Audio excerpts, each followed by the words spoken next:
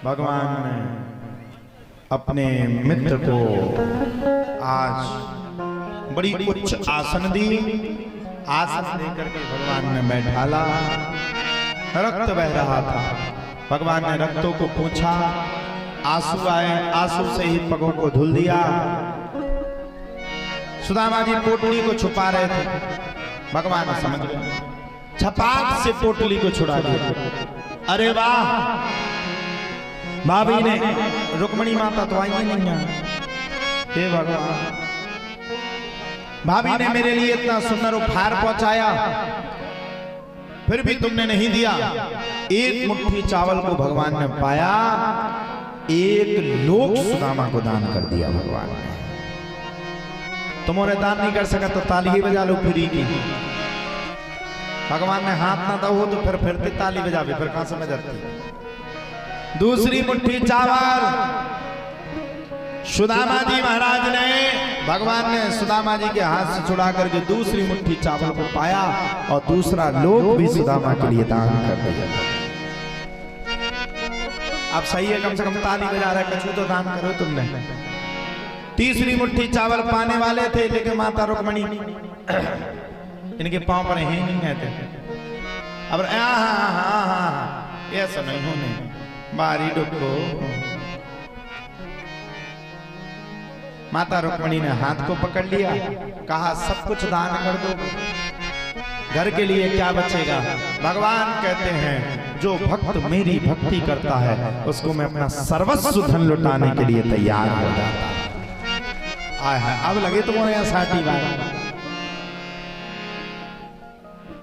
भगवान ने सर्वस्व खजाना लुटाने की बात कही और सर्वस्व खजाने के बाद भगवान ने सुदामा जी महाराज को अच्छे से बैठाला। बड़े सुंदर भगवान ने स्नान ध्यान सब कुछ करवाया और विश्वकर्मा भगवान को आदेश दिया, जाओ विश्वकर्मा जी यहाँ से जाकर के सुदामा जी के लिए बड़ी सुंदर व्यवस्था करके आओ।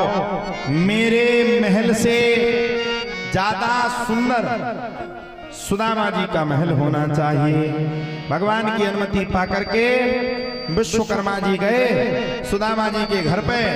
सो विश्वकर्मा भगवान को सुदामा की पत्नी ने मना कर दिया, ना महाराज मैं नहीं मानूंगी।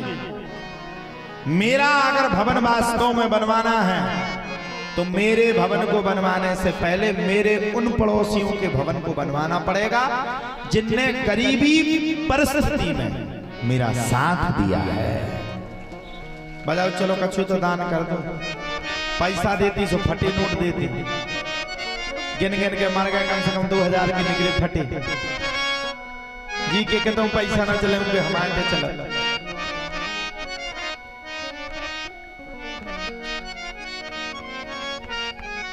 माता जी ने सही कहा था कि पैसा को गिन लेना।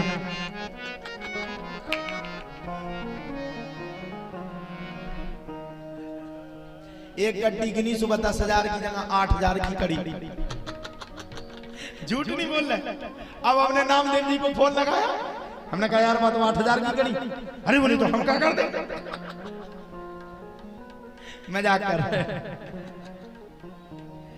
लेकिन हमें जो आपने आज दक्षिणा मिली, वास्तव में इतनी संतुष्टि मिली उस दक्षिणा से, इतनी संतुष्टि मिली, ऐसे लगा जैसे भगवान ने साक्षात प्रकट होकर के वो दक्षिणा दी है।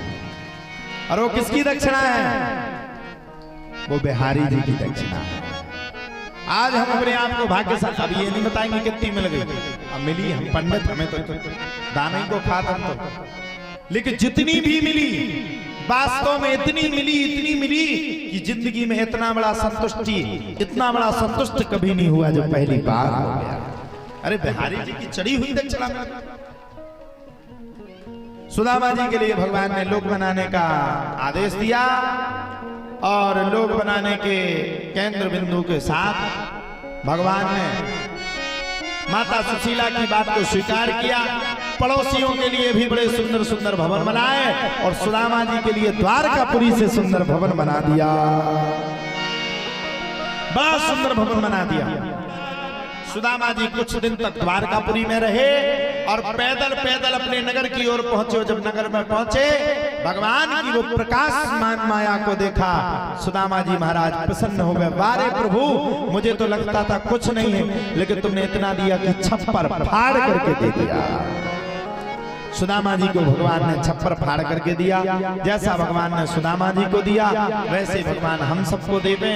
अंत में सुदामा जी भगवान के लोक को चले गए। बोलो सच्चिदानंद भगवान की जय हो।